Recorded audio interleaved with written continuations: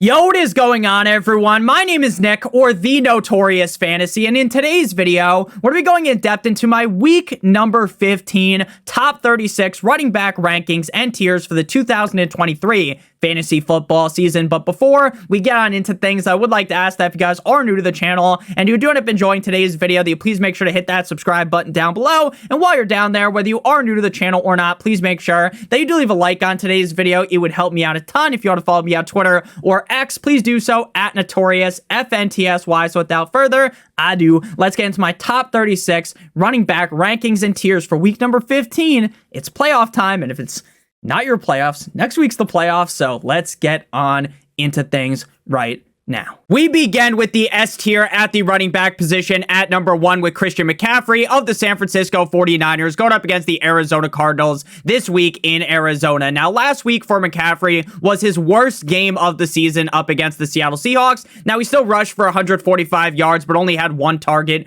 in that game compared to his normal 4, 5, 6 plus even in some matchups, and he did not end up scoring a touchdown. But at the end of the day, Christian McCaffrey is still the best running back in the NFL, going up against one of the worst defenses in the NFL. So anyone that is worried about Christian McCaffrey, please do not panic. He should be the number 1 running back at the end of the week. At number 2, we have Alvin Kamara of the New Orleans Saints going up against the New York Football Giants at home in New Orleans. Now, just like Christian McCaffrey, Alvin Kamara was on the struggle bus last week, putting up some of his lowest points on the season. 12 carries up against a soft serve cupcake matchup in the Carolina Panthers for 56 yards. He also had 3 receptions for negative 11 yards. Now, he did bail us all out by scoring a touchdown, but at the end of the day, we all expected better out of Alvin Kamara. And while I make fun of Derek Carr all the time, Derek Carr loves checking the ball down. There's a chance that Kamara gets 10 targets in this game. So up against the Giants, I definitely expect a strong bounce back out of Kamara.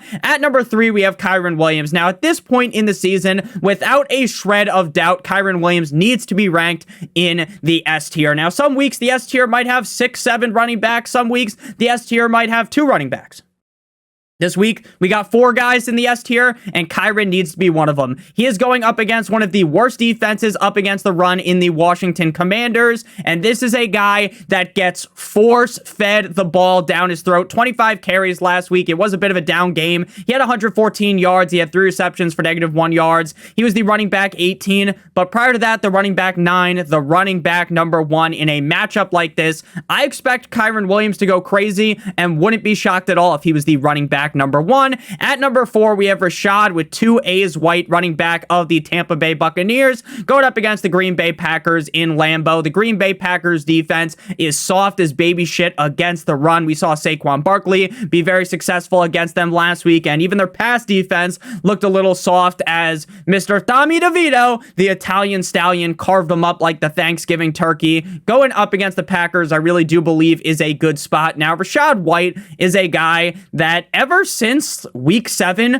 has just been printing top 12 games at the running back position. He did have one game where he was the running back 19 and one game where he's the running back 13, but outside of that, he's been a top 12 running back every single week. Now, I am someone that shits on Rashad White for not averaging the most yards per carry, not being very efficient, but you don't need to be the most efficient running back on earth if you're getting 20, 25 carries every single game. Next up, we move to the A tier at the running back position, RB5s through 8. At number 5, we have Bijan Robinson. Now, Bijan only had 10 carries last week, but he had 5 receptions for 54 yards, as well as a touchdown up against the Bucs.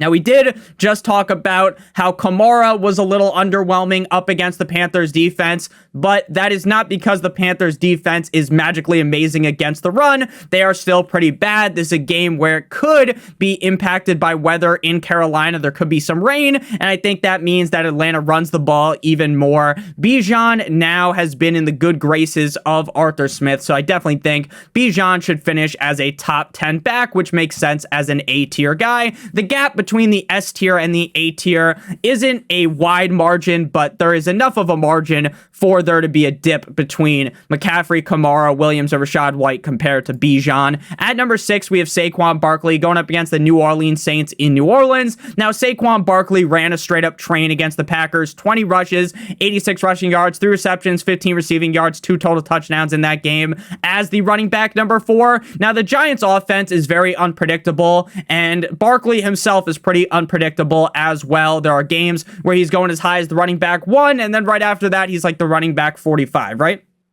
But the Saints defense is pretty middle of the road. If Tommy DeVito is able to play just somewhat decent in this game, I think Barkley should be a top 10 back. At number 7, we have Tony Pollard. Now, I think a lot of people are slightly worried about Tony Pollard because of the fact that this may be a much more high-scoring tit-for-tat back-and-forth game, right? Up against the Eagles last week, sure, Tony Pollard didn't have the best game. He still scored 17 fantasy points, but the reason why they were able to run the ball so much late was because they were beating the ever-living shit out of the Eagles. I don't think the Buffalo Bills are just going to roll over and die here, porcupine style. So up against the Buffalo Bills, I think Tony Pollard will still get a lot of opportunities, but I don't think they're going to be just jamming the ball down the Bills' throat late in the game to run the clock out, right? I think they're going to run a lot because the Bills' defense is not very good against the run, but they might have to throw a lot more later on in the game. At the end of the day, Pollard's a guy that at points in the season really felt like you might want to trade him for a half-eaten bag of potato chips, but as of recently, he's really turned things around. He's currently the running back 10 on the season, and I have no doubts that he should be a top 8 back on the week. At number 8, we have Raheem the Wet Dream Mostert going up against the New York Jumbo Jets. Now, he did miss practice on Wednesday, mostly due to veteran rest, so I'm not really too worried about him missing this game. Devin Achane, on the other hand, dealing with a toe injury, and those toe injuries are some real fickle bitches, and maybe he does end up missing on Sunday. So Raheem, though, he should be good to go. Last time up against the Jets, he ran for over 90 yards, 2 touchdowns, running back 8. I expect another top 10 game here out of Raheem Mostert. He just ran a train on the Tennessee Titans last week, over 90 rushing yards, 2 touchdowns yet again. 1 or more touchdowns in 3 straight weeks. Raheem Mostert is looking the best Raheem Mostert's ever looked in his career, and he is kind of old, right? He's been in the NFL since 2015, and this is the best he's ever been. It's awesome to see for Raheem Mostert, and while the Jets defense is amazing, I am not going to panic and run away from Raheem Mostert. I think he's a must start. All these guys in the top 2 tiers are must starts. Now we move to the B tier. Now these are all guys that you're starting as well, right? On a majority of teams, you cannot afford to sit these guys unless for some reason your team is just fucking loaded to the gills with running backs, and you got 2 guys that are ranked inside the top 8. So at number 9, we got Breece Hall of the Jets going up against the Dolphins in Miami. Last time these two teams played, the Jets were on the struggle bus. Tim Boyle was sucking donkey cock, and Breece Hall struggled because of that. This time, with Zach Wilson under center, I feel a lot more confident in Breece Hall. Now, this game still could be an absolute shellacking by the Miami Dolphins, but I think that Breece Hall is trustworthy enough in this spot because Zach Wilson's going to dump him off the ball a ton. Now, Breece Hall is another guy that's listed as questionable, limited in practice yesterday with an ankle, but I am not all that worried. I still think that Breece Hall is one of the most talented running backs in the NFL, and I think next year with Aaron Rodgers back, Breece Hall is probably going to get drafted as a top 3, top 5 back in fantasy football. Right now with Zach Wilson, he feels pretty good as a top 12, top 16 back. At number 10, we got James Cook. Now, expert consensus rankings have James Cook on Fantasy Pros as the running back 29, which to me makes no fucking sense. He's been a top 12 running back in 3 straight weeks, and the Dallas Cowboys defense, great against the pass. Sure, they're solid against the run. I'm not saying this is the easiest matchup on earth, but ever since Joe Brady took over, this is a team that wants to jam the ball down your fucking throat. This is an offense that wants to run the ball a ton, and I think up against Dallas, that is exactly what they're going to do. James Cook also has 5, 6, 7, 8 target upside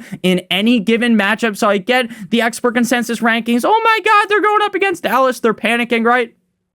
No need to panic for me. This guy's been unreal over the last 3 games, and I think he could rip off a top 5 game here. At number 11, we got David Montgomery going up against the Denver Broncos. Now, David Montgomery has been on a struggle bus as of recently. Now, most running backs, right, based upon where you drafted Montgomery, you're definitely happy with the output he's put up, running back 26, 17, 15, 14, and 12 over the last 5 games, but obviously seeing the running back finish number dip every single week kind of sucks. Now, the Lions offense is definitely looking no bueno right now.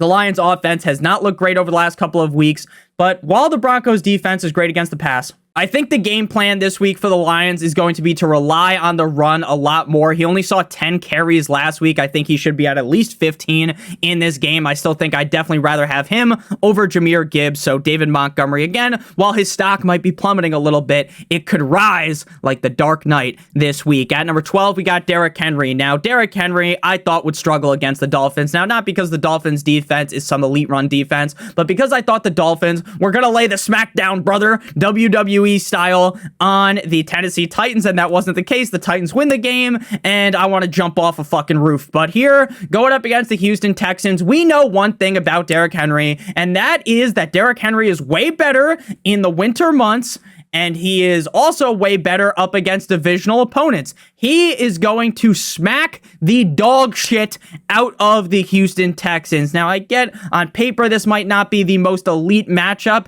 but up against a divisional opponent, this man, Tractor Cito, is a guarantee to be a top 12 running back. Now that I say that, he's going to be like the running back 13 or something, but people need to start respecting Tractor Cito a little more. At number 13, we got Travis Etienne going up against the Baltimore Ravens. Now, the matchup does scare me. Etienne dealing with a ribs injury. Maybe he gave one of his ribs to Eve. Very funny joke right there, but think he should be good to go for Sunday night. Now, Etienne has been a top 14 running back in back-to-back weeks throughout the season. Sure, he has had some downfall, right? He hasn't been like a top 12 back every single week, but ultimately he's the running back 3 on the season. Trevor Lawrence does love dumping him off the ball 4 to 6 times a game, and this is a game that could be a real high scoring one where Etienne could hop in the end zone multiple times. So Etienne has got to be ranked inside of the top 3 tiers, so he feels pretty safe as a B tier back. Moving next to the C tier, and this is where we got a whole lot of running backs, right? Running backs 14 through 21.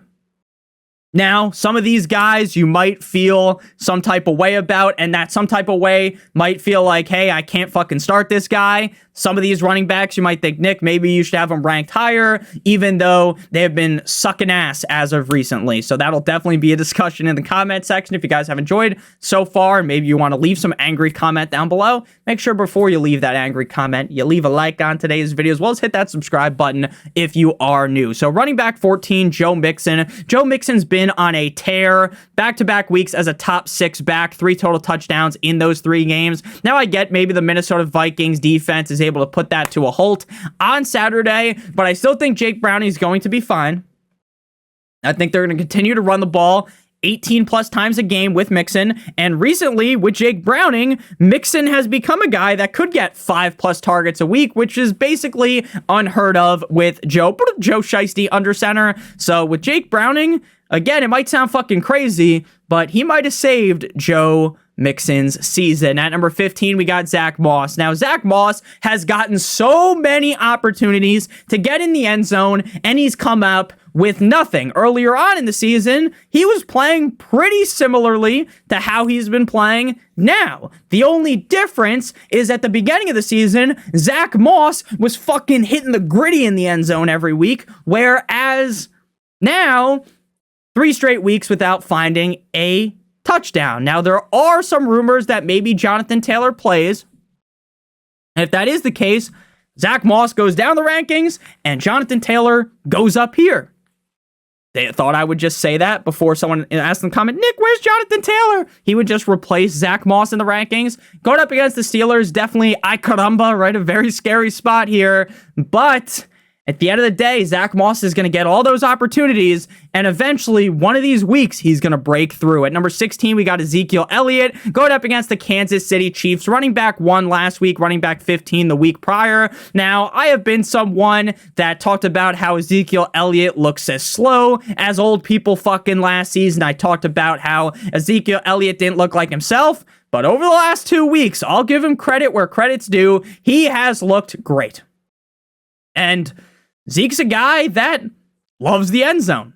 He's a big fat bastard that finds his way in there. So up against the Chiefs, I wouldn't be surprised if, since Bill Belichick's rumored to get fired, that he said, fuck your tank. I'm not tanking anymore. I'm going to try to win. And maybe, I'm not saying it's going to happen, maybe the Patriots upset the Chiefs with how shit the Chiefs look. And, we know the refs are mad at Mahomes, so never really know. Zeke going up against the Chiefs, I like him a ton. At number 17, we got Jahmyr Gibbs. Nick, why is Jahmyr Gibbs ranked so low? Expert consensus rankings got him as a top 10 back, you cocksucker. Well, the problem is that now that David Montgomery's been working in a lot more, we've seen Jahmyr Gibbs' value dip.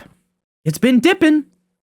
It's not zinning, it's dipping. That was a shitty joke, but up against the Broncos defense, I'm a little bit more worried than everyone else. I think he could easily finish outside the top 20. So again, being a C-tier running back, to me, isn't like shitting all over a guy, but to some people, they might be like, Nick, this is disrespectful. At number 18, we got Eckler. Now, Eckler last week was the running back 8 against the Denver Broncos, right? And I'll give him his credit. He's going up against the Raiders this week, right? It's a simple matchup. Shout out Simple Jack. But would anyone be shocked if Eckler was the running back 30? Remember, weeks 11 through 13, he was outside the top 30 running backs 3 straight games. He's either been a top 10 back or falls outside the top 25. So again, before we get up in arms in the comment section and whip out a pitchfork, understand I'm not telling you to sit Austin Eckler, but I want you guys to understand that this is not the same Austin Eckler that we've come accustomed to over the past couple of years. Now, maybe Easton Stick just dumps the ball off 12 times to this guy, and I look like a fucking stooge. But what I will tell you is I think we need to be a little bit more cautious with our projection of Austin Eckler. Now, again, I still think that he could have a great game, right? I'm not trying to tell you that Austin Eckler's washed, Austin Eckler this, Austin Eckler that. But what I'm telling you is that based upon this season, that has been a roller coaster ride for Austin Eckler, he is not as safe as some people might be thinking he is. At number 19, we got Devin Achane. Devin 2 Chains. Nick, you say his name wrong all the time. I don't give a damn. Nick, you're a Dolphins fan. You should say his name right. It's okay. Devon 2 Chains. Bad last week. Didn't get a lot of carries. Dropped a ball that he probably should have caught, right? He kind of slowed down. Tua threw a fucking laser to him, and he didn't catch it. Again, am I mad at A-Chain? No. The Dolphins' offense was bad. The Dolphins' defense choked the game away. So, am I mad at A-Chain? No. But A-Chain's hurt. He's dealing with a toe issue. Those toe issues are rough. Now, again, he could play on Sunday, but that toe will impact his burst. He won't be as fast twitch as he normally is. So again, I'm not in full-on panic mode, but this is something to monitor. I think running back 19 feels fair for a guy whose toe is fucked up. At number 20, we got Javonte Williams. Now, Javonte is a guy that has been seeing a lot more carries as of recently, right? Earlier on in the season, they were really limiting his touches. Recently, they've kind of just let him raw dog, right? They took the rubber off, they took the raincoat off, and they're like, you know what, Javonte, it's your time to ball. It worked out last week against the Chargers. The Lions defense reeks to high heaven. The Lions defense is atrocious. Can't stop a fucking nosebleed. So I think Javonte feels safe inside the top 20 range. At number 21, can you do something for me? We got DeAndre Swift. Now, to be honest with you, I'm real tired of DeAndre Swift. I'm real mad at DeAndre Swift. But running back 21 felt fair to me because at some point we enter a scenario where it's like limbo, right? How low can you go, right? Running back number 21, while I want to bury him, am I really going to rank him below these guys that we have ranked later? And the answer is no, I can't fucking do it. Now I get DeAndre Swift has basically full-on fisted you, right? Running back 52, 37, 31 over the last 3 weeks. His targets have dipped. His touches have dipped. His goal line work, non-existent.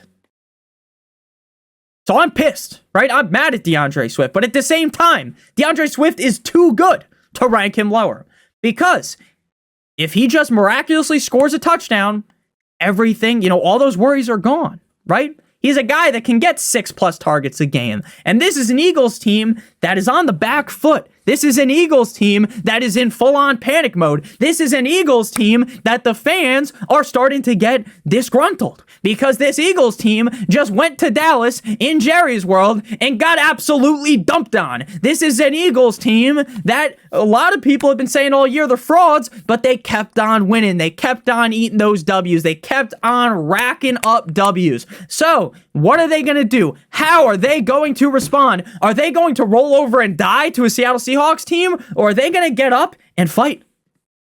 Are they going to get up and use Swift more? I would have to think so. Now, again, if Swift finished as the running back 50, would I be surprised? No.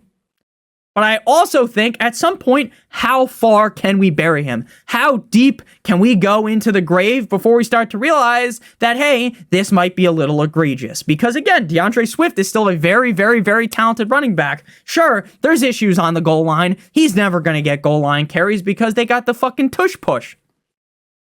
But again, how low can you go? How much lower can we rank him? Maybe some people say, Nick, you should have ranked him in the D tier. But once we get to the D tier running backs, think to yourself, Nick, does he belong in here? Nick, can I rank him here? And I just can't. Now we're in the D tier. Are we really going to rank DeAndre Swift in the same spot as Chuba, Ford, Walker, and Ty Chandler? Maybe to you, yes. But then we get to this range. Can you rank him lower than this? And then once we get into the E tier, you'd be like, okay, you can't put him in here, right? Maybe some of you will argue, Nick, he belongs maybe with Chuba Hubbard. That might be fair. But then once you get even further, you're like, okay, you can't rank him much further. So I know we just ranted about DeAndre Swift. I'm sure anyone that has DeAndre Swift is just as pissed off as I am. I don't even think DeAndre Swift's on any of my redraft teams. He's on a couple of my best ball teams. I was kind of off of DeAndre Swift this season, if we're being honest with you, which was wrong, right? So I accept that. But I'm sure DeAndre Swift owners are very disgruntled. So before we get on into the D tier and then the rest of the tiers all the way up until running back 36, I would like to give you guys a quick word for our friends and our sponsor over at Underdog Fantasy.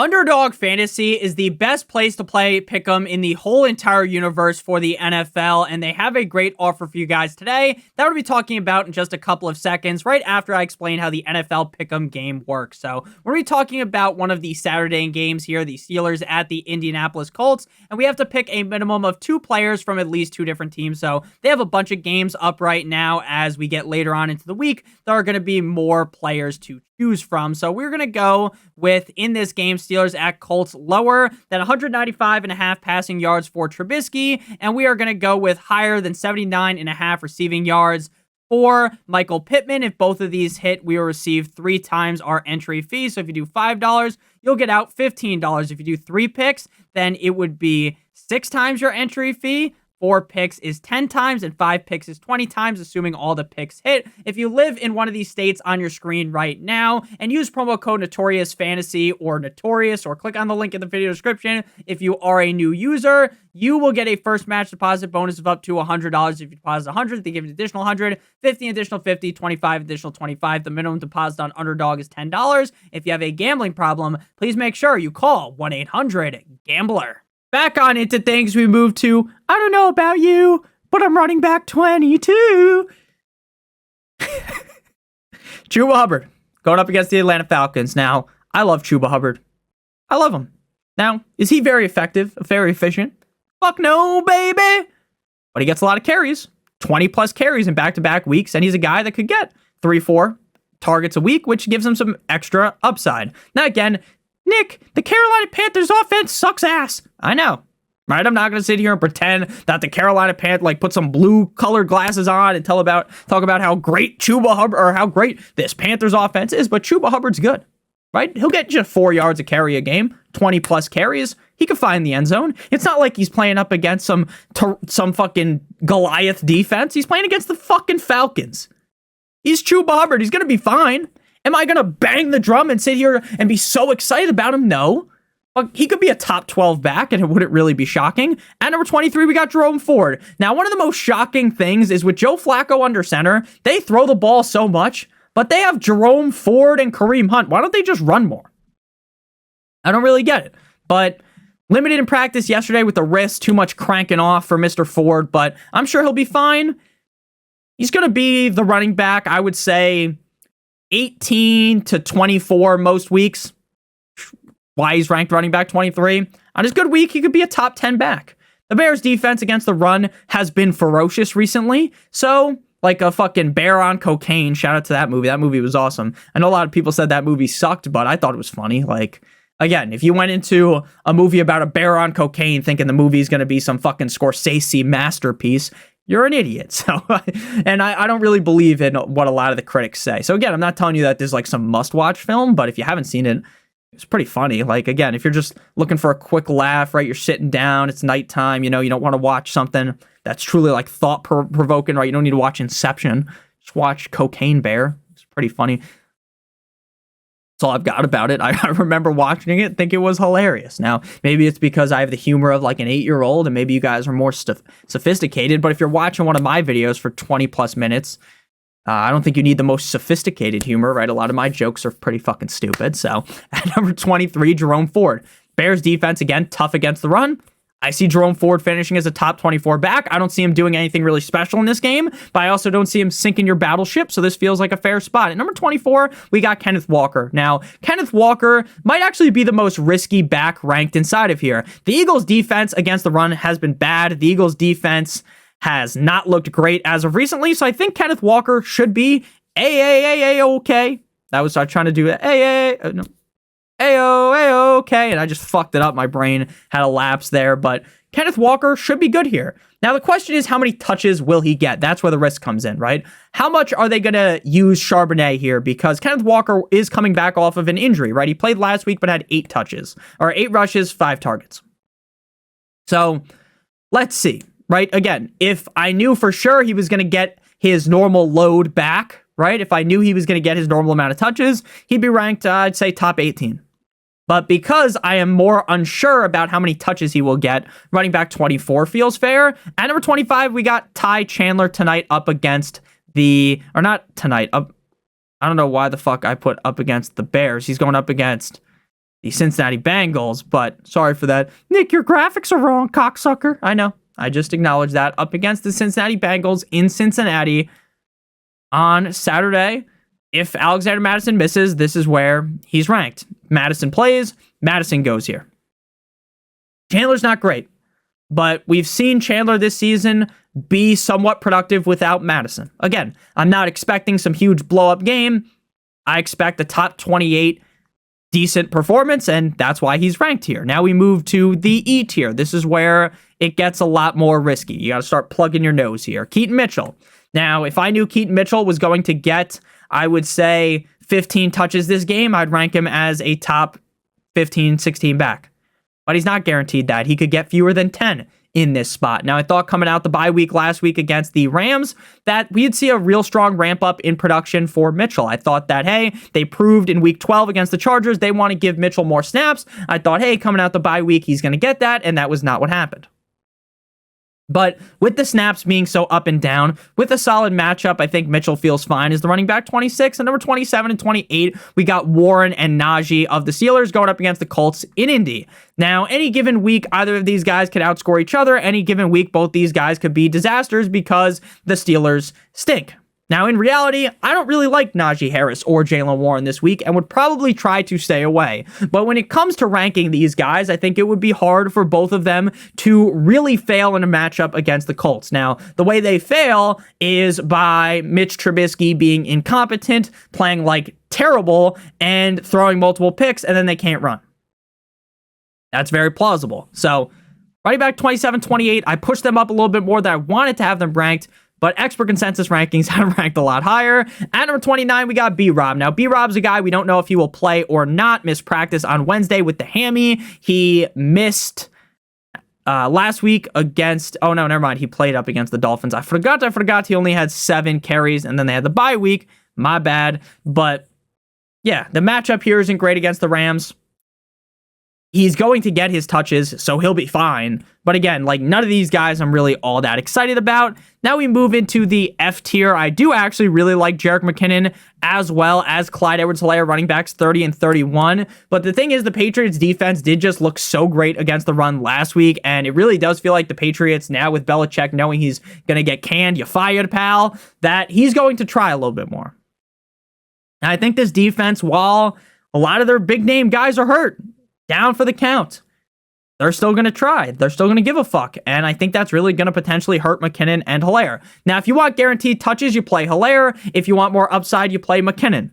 I'm more of an upside guy. That's why McKinnon's ranked ahead of Helaire. I don't think Hilaire's very good, but again, he's probably going to get 12 to 15 touches this week, where McKinnon is not guaranteed to even see 10. At number 32, we got James Conner going up against the 49ers. This just seems like a clear avoid situation, but I thought the same thing against the Steelers prior to the bye, and he was the running back number 5. Now, the 49ers defense to me is night and day better than the Steelers, but again, the Steelers defense is still, I would say, one of the better ones in the league.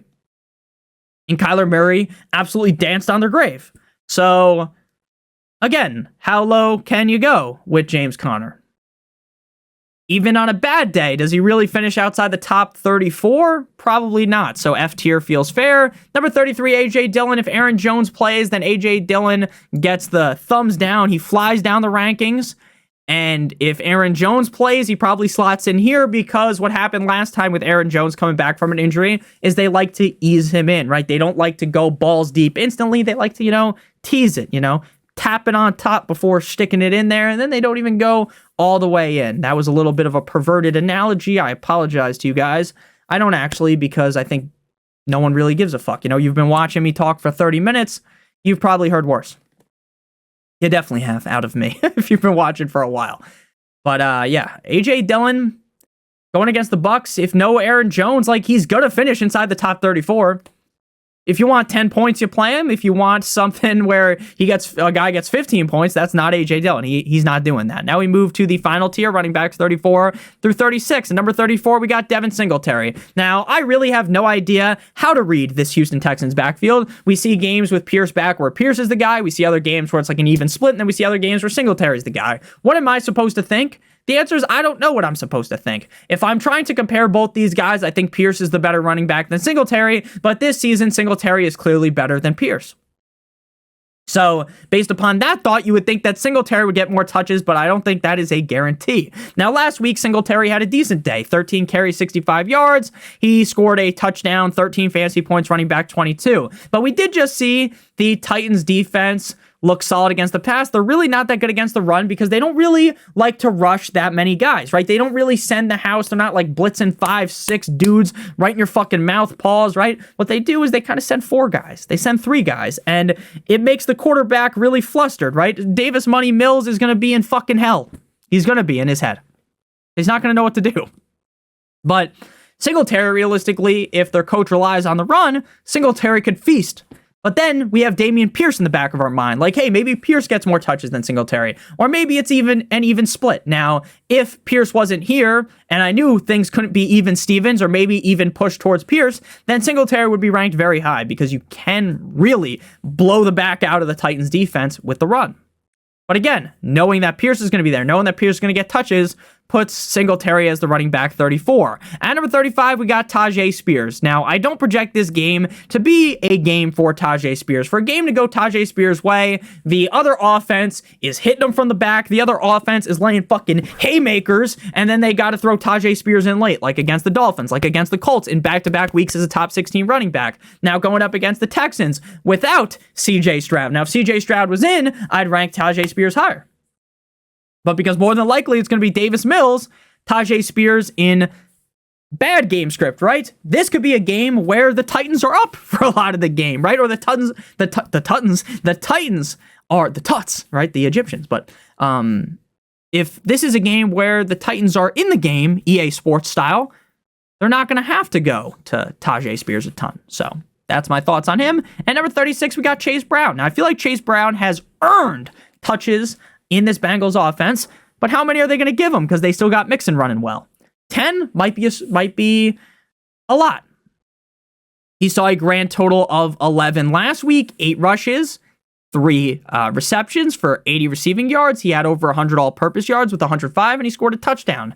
Will he do that against the Vikings? I don't think so. I think he's a good bet to get those 8-10 touches, have a fine game. But again, I'm not going to sit here and pretend like he's a guarantee to score. He's far from that. So thank you guys all so much for watching. If you did end up enjoying today's video, please make sure you do hit that subscribe button down below. And while you're down there caressing the subscribe button, hit that like button as well. It helps me out a ton, and it's free. If you got any questions, leave them down below. I try to answer all your questions. If I don't get to your questions, you want to know how you get a guaranteed answer? The Patreon, $7.50 a month. So the season's almost over. You just pay $7.50. You get a guaranteed answer from me. I try to answer as quickly as possible after I upload this video.